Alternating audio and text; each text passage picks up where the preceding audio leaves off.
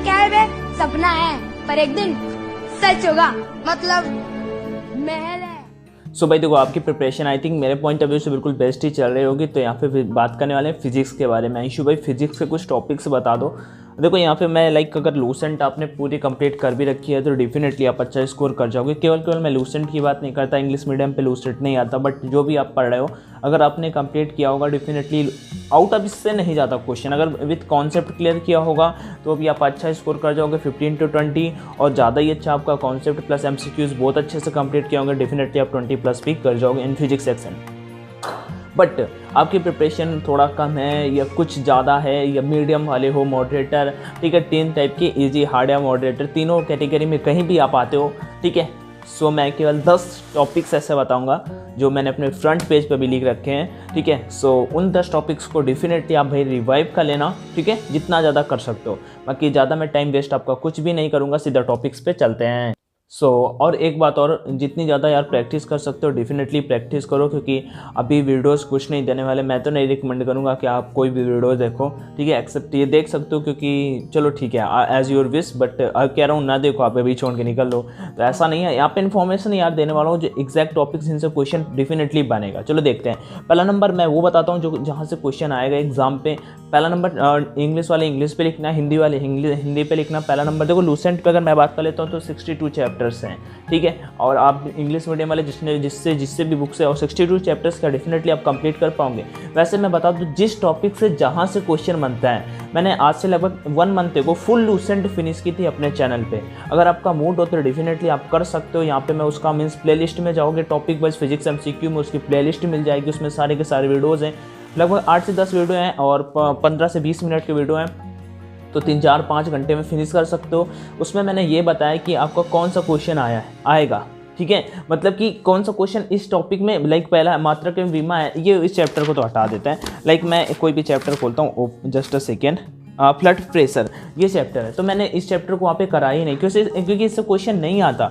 Almost 62 chapters में मैंने 40 chapters वहाँ पे कराए हैं जिनसे क्वेश्चन आते हैं, और डेफिनेटली अगर आप वो सीरीज कर लेते हो तो आपको बहुत ज़्यादा फायदा मिलने वाला है। चलो चलते हैं। पहला टॉपिक आप सभी को लिखना है गुरुत्वाकर्षण, ग्रेविटेशन। 10 टॉपिक्स बताऊँगा, 10 to 12 टॉपिक्स, जिससे आपको 14 to 15 नंबर तक इन्हीं टॉपिक से आपको आ जाएगा। आपने आप कुछ भी नहीं पढ़ा है, आप किसी भी लेवल पे हो, तो आपको डेफिनेटली भाई इन टॉपिक्स को और जितना ज़्यादा कमांड कर सकते हो कर लेना। गुरुत्वाकर्षण, ग्रेविटेशन, ठीक है, लूसेंट पे 11वां या 12वां चैप्टर आपको देखने को मिल जाएगा। उसका अगला चैप्टर प्रत्यास्था, इलास्टिसिटी, आपको ये चैप्टर भी बहुत इंपॉर्टेंट है। इस चैप्टर जितने भी चैप्टर बोलूँगा पक्का आपके एग्जाम पे इनसे क्वेश्चन बन के आने वाला है। और आपका न्यूमेरिकल सेक्शन नहीं था यार, कोई दिक्कत का सीन नहीं है, 4 to 5 न्यूमेरिकल आएगा। एक दो तो आप फार्मूले से उड़ा ही दोगे, बाकी जो रहा 1-2 तो उन्हें छोड़ देना, कोई दिक्कत नहीं। या 25 नंबर थोड़ी लाने हैं, 15 से 20 के बीच में आ जाए। फिजिक्स में 15+ बहुत होता है, 15।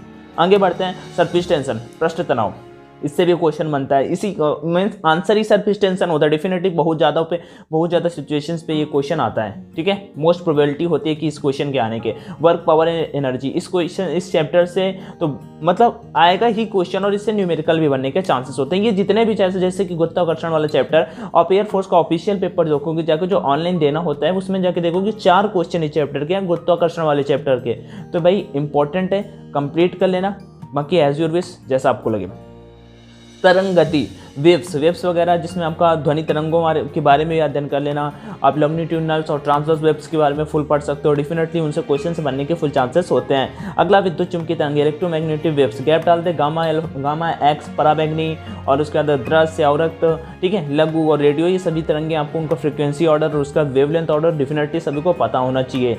अगला बढ़ते हैं यूनिट एंड डायमेंशन से। एक क्वेश्चन है पक्का आएगा, मैं जाता हूँ यहाँ पे डायमेंशंस के साथ में। डायमेंशन में आएगा, डायमेंशन इस टाइप का आएगा कि इसका डायमेंशन इसके इक्वल होगा कि नहीं, मतलब 2 डायमेंशंस देगा और पूछ लेगा जैसे आवेग और संवेग का इसमें से विमा कौन सा बराबर है, ऐसा कुछ पूछ सकता है। अगला चैप्टर की बात कर लेते हैं सर्कुलर मोशन, ठीक है, वृत्तीय गति, सर्कुलर मोशन अगर बात कर लेते हैं लूसेंट पे तो चैप्टर नंबर 6 मिल जाता है। इस चैप्टर पे काफी अच्छे खासे, जैसे कि कोणीय वेग, रेखीय वेग में संबंध बहुत बार पूछा है, नेवी पे भी पूछा है, एयरफोर्स पे पूछा है, विकल्प आरो मेगा, तो डेफिनेटली इस चैप्टर को जाके कंप्लीट आपको करना है। केवल मैं एक हिंट दे रहा हूँ कि आ सकता है, ये आया हुआ है, बट ये चैप्टर भाई इंपॉर्टेंट है। अगला थर्मोडायनामिक्स, उष्मागतिकी, थर्मोडायनामिक्स एक अलग ही रोल प्ले करते हैं इस चैप्टर से। लाइक तो मैं बता दूं गुरुत्वाकर्षण वाला जितना इंपॉर्टेंट है वैसे ही थर्मोडायनामिक्स भी चैप्टर इंपॉर्टेंट है। 3 चैप्टर से पक्का क्वेश्चन आएगा, आप लिख के ले लो, बेट लगा सकता हूँ। थर्मोडायनामिक्स, गुरुत्वाकर्षण और वर्क पावर एंड एनर्जी। आगे बात करते हैं एसी, और एक ये चैप्टर चौथा भी मैं चौथे के लिए भी जा सकता हूँ, प्रत्यावर्ती धारा, अल्टरनेटिव करंट। अल्टरनेटिंग करंट से क्वेश्चन बहुत बनने के चांसेस होते हैं, इससे न्यूमेरिकल भी आ जाता है, जेड बराबर 1/√r² प्लस एक्सल माइनस एक्सी वाले एक्सल माइनस एक्सी का होल स्क्वायर से, या और भी इसमें वाट इन धारा होती है, आपका अन्योन प्रेरण गुण। अच्छा, उसके बाद वो तो नेक्स्ट चैप्टर में आता है। मैग्नेटिक फील्ड, चुंबकीय क्षेत्र, ये चैप्टर भी डेफिनेटली बहुत इंपॉर्टेंट है। क्यों इंपॉर्टेंट है? यहाँ पे सारे के सारे आपको मैग्नेटिक फील्ड, चुंबकीय क्षेत्र के बारे में पता होना चाहिए। वैद्युत बल रेखाओं के गुण पूछ लिए जाते हैं, लास्ट टाइम वैद्युत बल रेखाओं के गुण से एक क्वेश्चन आया था। आगे बढ़ते हैं, इनके डायमेंशंस भी आ जाते हैं। विद्युत चुंबकीय प्रेरण, ये लास्ट क्वेश्चन, यह लास्ट चैप्टर है, विद्युत चुंबकीय प्रेरण। ठीक है, सो एक सेकेंड, हाँ ठीक है। विद्युत चुंबकीय प्रेरण से क्या पूछ सकता है? विद्युत चुंबकीय प्रेरण से कोई डिफिकल्ट क्वेश्चन नहीं आएगा, वही आपका लेंज का नियम होता है, ऊर्जा संरक्षण का लेंज का नियम को ही ऊर्जा संरक्षण नियम का, फैराडे के प्रथम एवं द्वितीय नियम, और कुछ सिंपल से उसमें अन्योन्य प्रेरण गुणांक, स्वप्रेरण गुणांक होता है, ये बस आपको अध्ययन करना होता है। डेफिनेटली मीन्स आपको उन्हें रिवाइज करना होता है, बस यही सारी की सारी चीज़ें हैं। मतलब कि आप 10 to 12 मिनट में, मतलब कि अगर चाहोगे तो वैसे तो लूसेंट, अब मैंने यहाँ पे लाइट के एक भी चैप्टर नहीं बोले, तो लाइट का फुल, अगर फुल जाके लाइट पढ़ोगे, लाइट के 7 to 8 चैप्टर है लूसेंट पे केवल, तो आप पढ़ना चाहो तो डेफिनेटली पढ़ सकते हो। 2 से 3 नंबर लाइट का भी आएगा। लेकिन मैंने जो टॉपिक्स बताए 12 में एक बार हिंदी में गुरुत्वाकर्षण, प्रत्यास्थता, पृष्ठ तनाव और कार्य ऊर्जा एवं शक्ति, तरंग गति, विद्युत चुंबकीय तरंगे, unit and dimension, circular motion और थर्मोडायनामिक्स, प्रत्यावर्ती धारा, मैग्नेटिक फील्ड, और उसके बाद विद्युत चुंबकीय तरंगे मीन्स इलेक्ट्रोमैग्नेटिक वेव्स। ठीक है, विद्युत चुंबकीय प्रेरण था, सॉरी। तो ये चैप्टर थे, डेफिनेटली आप इन्हें रिवाइज कर लोगे, बहुत ज़्यादा फायदा मिलेगा। लूसेंट प्लेलिस्ट अगर देखना चाहो तो यहाँ पे एक वीडियो, मतलब प्लेलिस्ट मैं दिखा दूंगा, बाकी आप सभी जाके खुद चेकआउट कर सकते हो, एज योर विश। बाकी एक बात और बता देता हूँ, आप लोगों में से जितने भी लोगों ने ऑनलाइन टेस्ट नहीं लगाया, डेफिनेटली लगा लेना। किसी दोस्त का आईडी वगैरह ले लो, अगर नहीं ले सकते हो तो कुछ 140 रुपये इन्वेस्ट कर लो, वो आपके फ़ायदे के लिए होंगे, क्योंकि पहले से पहले लगा के जाओगे ना भाई, तो आप वहाँ पे वो जज कर पाओगे, मतलब वहाँ पे अभी जान पाओगे, लाइक अभी आप प्रिपेयर हो, 4 को आपका एग्जाम है, आपने टेस्ट नहीं लगाया, आज 2 तारीख है, तो 2 को टेस्ट ना लगाओ, 2 को ना लगाओ, ठीक है, मतलब कि 2 को अभी बाई करो, शाम तक एक पहला नंबर ही टेस्ट ओपन करो, और ऐसे दो जैसे कि एग्जाम में दे रहे हो, ऐसे दो जैसे कि एग्जाम में 1 आवर निकालो, टेस्ट 60 मिनट, एक्स ग्रुप वाले 40 टेस्ट वाला बाई कर लो, वाई ग्रुप वाले 20 टेस्ट वाला बाई कर लो, क्योंकि 20 वाला बेस्ट है।